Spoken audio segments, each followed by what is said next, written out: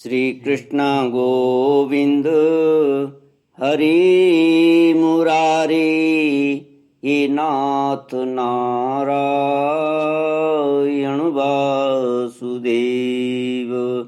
श्री कृष्ण गोविंद हरि मुरारी, हे नाथ नारायण वासुदेव। ओम नमो भगवते वासुदेवाय। ओम नमो भगवते वासुदेवाय। ओम नमो भगवते वासुदेवाय। सच्चिदानंद रूपाय विश्वोत्पत्त्यादि हेतवे तापत्रय विनाशाय श्री कृष्णाय वयम नमः। सच्चित आनंद स्वरूप परमात्मा जो सृष्टि के उत्पत्ति पालन और संहार करता है तथा जीवों के आध्यात्मिक आदि दैविक आदि भौतिक तापों को नष्ट करने वाले हैं, अर्थात जीवों के मानसिक शारीरिक और भौतिक दुखों को दूर करने वाले हैं, उन श्री कृष्ण भगवान को हम नमस्कार करते हैं। श्री कृष्ण गोविंद हरे मुरारी, हे नाथ नारायण वासुदेव। श्रीमद्भागवत अष्टम स्कंद अथ विंशोऽध्याय। श्रीशुकोवाच बलिरेवं बृहस्पतिः कुलाचार्येण भाषितः। तूष्णीं भूत्वा क्षणं राजन् उवाचावहितो गुरुम्। बलिरुवाच सत्यं भगवता प्रोक्तं धर्मोऽयं गृहमेधिनाम्। अर्थं कामं यशो वृत्तिं यो न बाधेत कर्हिचित्। भगवान वामन जी का विराट रूप देख होकर दो ही पग से पृथ्वी और स्वर्ग को नाप लेना। श्री कृष्ण गोविंद हरि मुरारी, हे नाथ नारायण वासुदेव। श्री सुखदेव जी कहते हैं, राजन, जब कुलगुरु शुक्राचार्य ने इस प्रकार कहा तब आदर्शग्रस्त राजा बलि ने एक क्षण चुप रहकर बड़ी विनय और सावधानी से शुक्राचार्य जी के प्रति यूं कहा। राजा बलि ने कहा, भगवान, आपका कहना सत्य है। गृहस्थ आश्रम में रहने वालों के लिए वही धर्म है जिससे अर्थ काम यश और आजीविका में कभी किसी प्रकार बाधा न पड़े। परंतु गुरुदेव, मैं प्रहलाद जी का पौत्र हूँ और एक बार देने की प्रतिज्ञा कर चुका हूँ। अतः अब मैं धन के लोभ से ठग की भांति इस ब्राह्मण से कैसे कहूँ कि मैं तुम्हें नहीं दूंगा। इस पृथ्वी ने कहा है कि असत्य से बढ़कर कोई अधर्म नहीं है। मैं सब कुछ सहने में समर्थ हूँ, परंतु झूठे मनुष्य का भार मुझसे नहीं सहा जाता। मैं नरक से, दरिद्रता से, दुख के समुद्र से, अपने राज्य के नाश से और मृत्यु से भी उतना नहीं डरता जितना ब्राह्मण से प्रतिज्ञा करके उसे धोखा देने से डरता हूँ। इस संसार में मर जाने के बाद धन आदि जो वस्तुएं साथ छोड़ देती हैं, यदि उनके द्वारा दान आदि से ब्राह्मणों को भी संतुष्ट न किया जा सका तो उनके त्याग का लाभ ही क्या रहा। दधीचि, शिवी आदि महापुरुषों ने अपने परम प्रिय दुस्तज्य प्राणों का दान करके भी प्राणियों की भलाई की है। यदि पृथ्वी आदि वस्तुओं को देने में सोच विचार करने की क्या आवश्यकता है? ब्राह्मण, पहले युग में बड़े बड़े दैत्यराजों ने इस पृथ्वी का उपभोग किया है। पृथ्वी में उनका सामना करने वाला कोई नहीं था।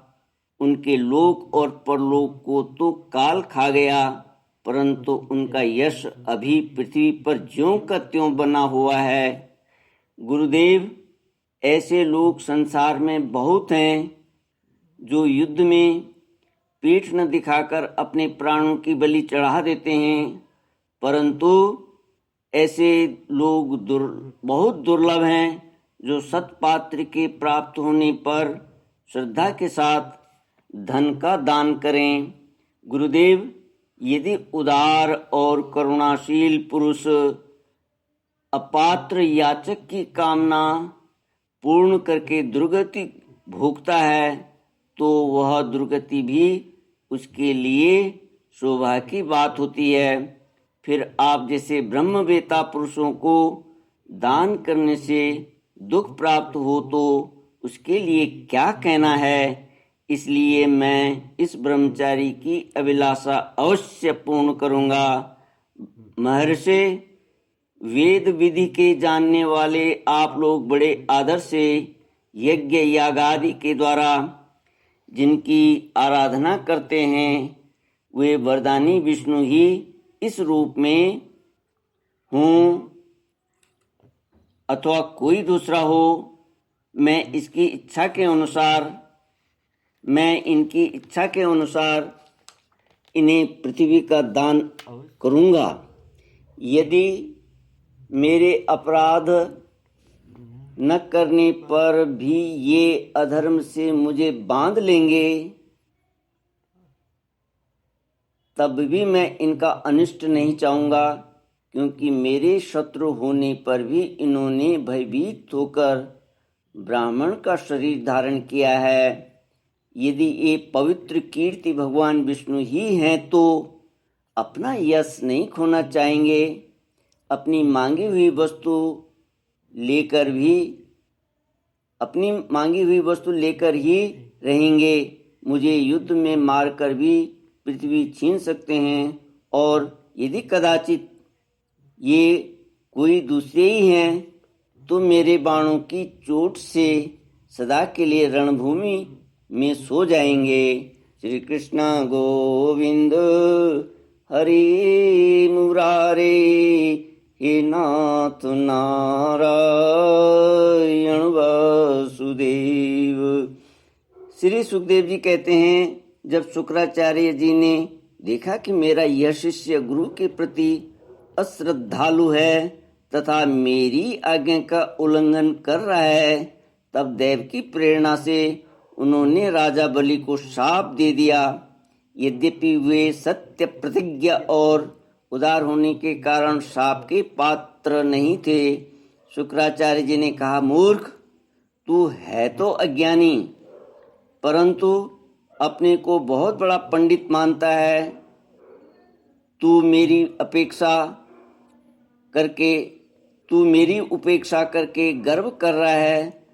तूने मेरी आज्ञा का उल्लंघन किया है, इसलिए शीघ्र ही तू अपनी लक्ष्मी को खो बैठेगा। राजा बलि बड़े महात्मा थे। अपने गुरुदेव के शाप देने पर भी वे सत्य से नहीं डिगे। उन्होंने वामन भगवान की विधि पूर्वक पूजा की और हाथ में जल लेकर 3 पग भूमि का संकल्प कर दिया। उसी समय राजा बलि की पत्नी विंध्यावली, जो मोतियों के गहनों से सुसज्जित थी, वहां आई। उसने अपने हाथों वामन भगवान के चरण पखारने के लिए जल से भरा सोने का कलश ला कर दिया। बलि ने स्वयं बड़े आनंद से उनके सुंदर सुंदर युगल चरणों को धोया और उनके चरणों का वह विश्व पावन जल अपने सिर पर चढ़ाया।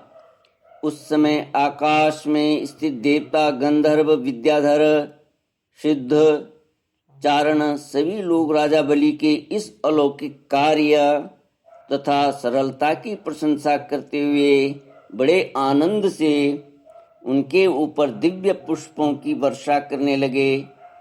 एक साथ ही हजारों दुदुम्बियां बार बार बजने लगीं। गंधर्व, किमपुरुष और किन्नर गान करने लगे।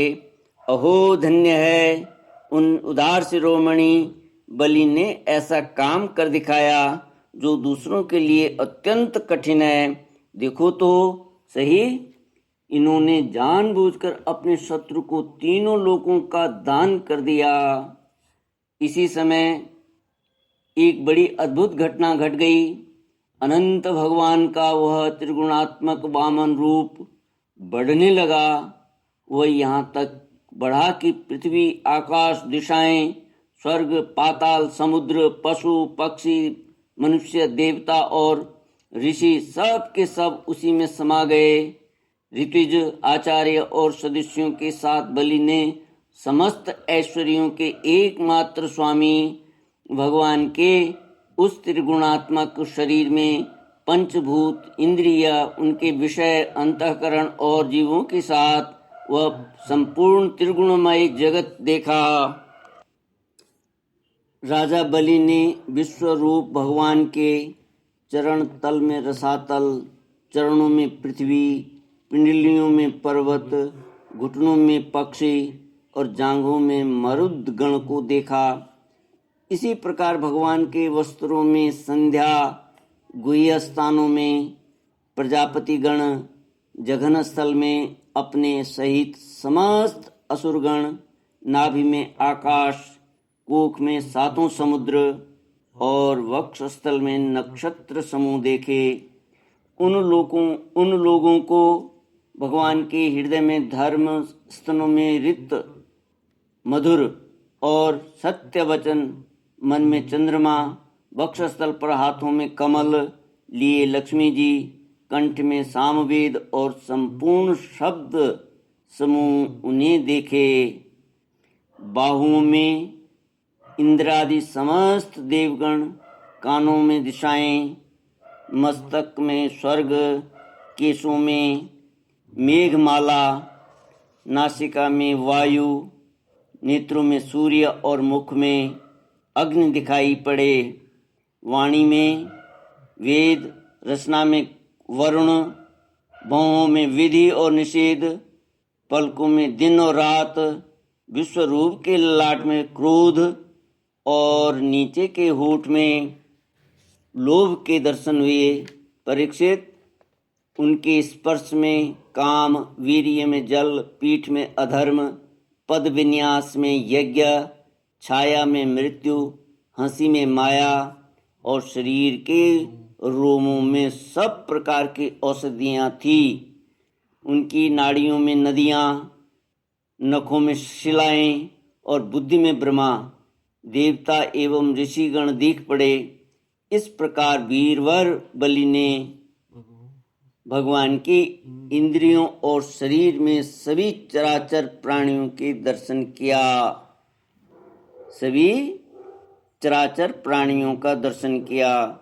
परीक्षित, सर्वात्मा भगवान में यह संपूर्ण जगत देखकर सब के सब दैत्य अत्यंत भयभीत हो गए।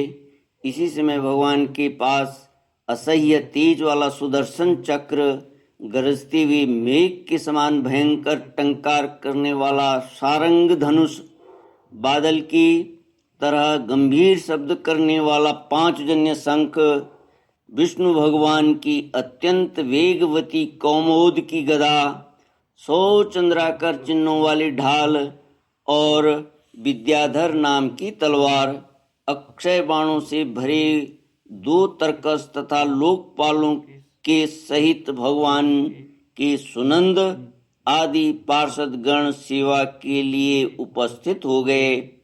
उस समय भगवान की बड़ी शोभा हुई। मस्तक पर मुकुट, बाहुओं में बाजूबंद, कानों में मकराकृति कुंडल, वक्षस्थल पर श्री वत्स चिन्ह, गले में कौस्तुभमणि, कमर में मेखला और कंधे पर पीतांबर शोभायमान हो रहा था। वे 5 प्रकार के पुष्पों की बनी वनमाला धारण किए हुए थे। जिस पर मधुलोभी भौरे गुंजार कर रहे थे, उन्होंने अपने एक पग से बलि की सारी पृथ्वी नाप ली। शरीर से आकाश और भुजाओं से दिशाएं घेर ली। दूसरे पग से उन्होंने स्वर्ग को भी नाप लिया। तीसरा पग रखने के लिए बलि की तनिक सी भी कोई वस्तु न बची। भगवान का वह दूसरा पग ही ऊपर की ओर जाता हुआ महरलोक, जनलोक और तपलोक से भी ऊपर सत्यलोक में पहुंच गया। श्री कृष्ण गोविंद हरे मुरारे, हे नाथ नारायण वासुदेव। इति श्रीमद्भागवते महापुराणे पारमहंस्यां संहितायाम् अष्टमस्कन्धे विश्वरूपदर्शनं नाम 20तमोऽध्यायः। ॐ पूर्णमद पूर्णमिदं पूर्णात् पूर्णमुदच्यते पूर्णस्य पूर्णमादाय पूर्णमेवावशिष्यते। ॐ शान्ति शान्ति शान्तिः। हरि ओम। श्री गुरुभ्यो नमः। हरि ओम।